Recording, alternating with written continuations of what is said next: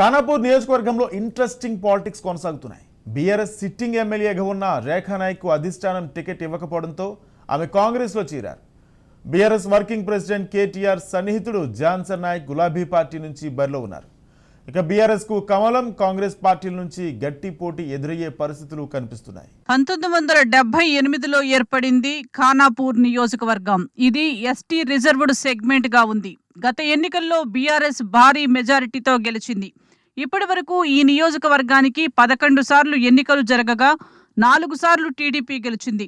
3 సార్లు బీఆర్ఎస్, మరో 3 సార్లు కాంగ్రెస్, ఒకసారి ఇండిపెండెంట్ గెలిచారు. 2014 ఎన్నికల్లో ఇక్కడ నుండి బీఆర్ఎస్ అభ్యర్థి రేఖా నాయక్ టీడీపీపై గెలిచి మొదటిసారి అసెంబ్లీలో అడుగుపెట్టారు. 2018 ఎన్నికల్లో బీఆర్ఎస్ నుంచి రెండవసారి ఎమ్మెల్యేగా గెలిచిన రేఖా నాయక్ మొన్నటి వరకు బీఆర్ఎస్లో కంటిన్యూ అయ్యారు. టికెట్ దక్కకపోవడంతో భర్తతో కలిసి హస్తం గూటికి చేరారు ఆమె. పూర్తి స్థాయిలో మారుమూల ప్రాంతం 70% గ్రామాలు అటవీ ప్రాంతంలో ఉన్నాయన్నా మరి పారిస్ వాళ్ళు కనీసం ఆ బిడ్డలు ఇల్లు కడతామంటే కూడా పారిస్ వాళ్ళు వెళ్ళనిస్తలేరు. మరి డబుల్ బెడ్రూమ్ ఒక్క ఇల్లు కూడా శాంక్షన్ చేస్తలేరు. చాలా రకాల మా బిడ్డలు, మా చెల్లెలు పెళ్లిళ్ళయి ఇల్లు లేక చాలా రకాలకి ఇబ్బంది పడుతున్నారు. మరి నియోజకవర్గంలో ఎలాంటి ఇల్లు నిర్మాణం చేయకుండా డబుల్ బెడ్రూమ్ ఒక్క ఇల్లు కూడా రాలే. మరి ప్రతి మారుమూల ప్రాంతంలో కూడా ఇందిరామ్మ ఇల్లు ఇచ్చినాం, అన్ని రకాల డెవలప్మెంట్ చేసినామన్నా. మరి ఈ ప్రాంత ఎంపీ సోదరుల్ని, ఈ ప్రాంత ఆదివాసీ బిడ్డల్ని ఈ రోజు కేసీఆర్ గారు విస్మరించారన్నా.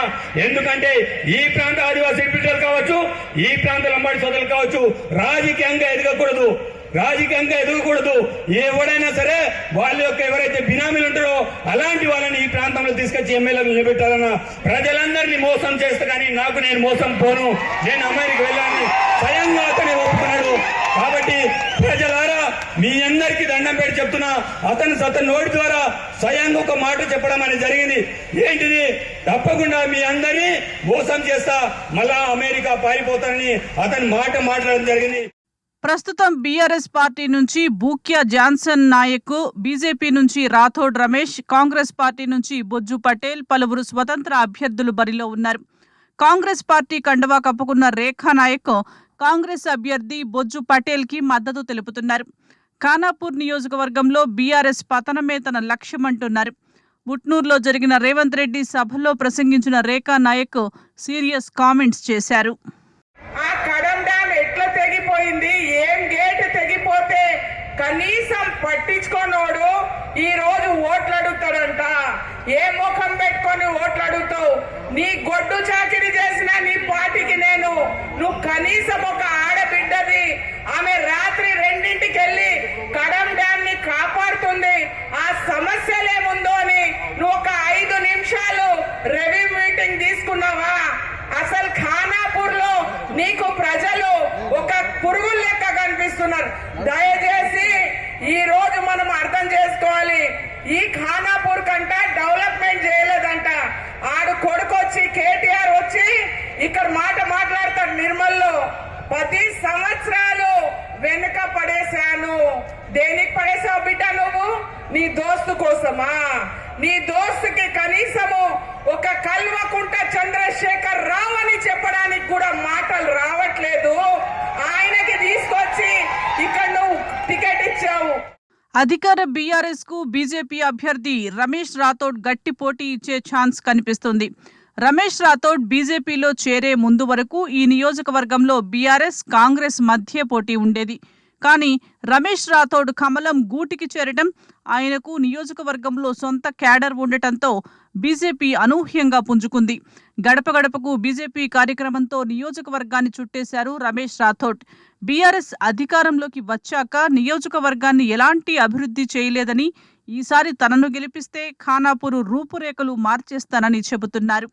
ఏజెన్సీ ప్రాంతాల్లో విష జ్వరాలతో బాధపడుతున్న మనకు ప్రాణాపాయం నుంచి తప్పించిన మన మంత్రివర్యులకు నేను ఈ వేదికపై సెల్యూట్ చెప్తున్నా. అలాగే ఆనాడు నీళ్ల మంత్రిగా, ఇవాళ వైద్య మంత్రిగా మన ఖానాపూర్ నియోజకవర్గానికి ఎప్పుడు ఆయన ఆశీస్సులు ఉన్నాయి. కేసీఆర్ గారు నన్ను ఆశీర్వదించి ఈ నియోజకవర్గానికి అభివృద్ధి పదంలో నడిపించడానికి నేను ఒక అభివృద్ధి నినాదంతో మీ ముందు వచ్చిన. ఖానాపూర్లో బీఆర్ఎస్ కు ప్రత్యామ్నాయంగా ఉన్న కాంగ్రెస్ ఈ మధ్య కొద్దిగా వెనుకబడినట్లు కనిపిస్తున్నాయి. రాష్ట్ర వ్యాప్తంగా ఉన్న పరిణామాలతో మళ్లీ పుంజుకునేలా కనిపిస్తోంది. సాంప్రదాయ ఓటు బ్యాంక్తో మళ్లీ ఖానాపూర్లో కాంగ్రెస్ జెండా ఎగరవేస్తామని చెబుతున్నారు బొజ్జు పటేల్. నియోజకవర్గాన్ని తెగ చుట్టేస్తున్న బొజ్జు బీఆర్ఎస్ ను ఓడిస్తామని శపథం చేస్తున్నారు. గత 9.5 సంవత్సరాల పరిపాలనలో అభివృద్ధి నామమాత్రంగానే జరిగింది. ఇంకా అభివృద్ధి జరగాలి. మారుమూల ప్రాంతాలైనటువంటి మాకు చాలా ప్రాంతాలకు రోడ్ల సౌకర్యం లేదు. ఇప్పటికీ రోడ్లు లేక చాలామంది ప్రజలు ఇబ్బంది పడుతున్నారు. మాది ఆదివాసీ నియోజకవర్గము, ట్రైబల్ నియోజకవర్గం కాబట్టి మా నియోజకవర్గం మీద చిన్న చూపు చూస్తున్నారు.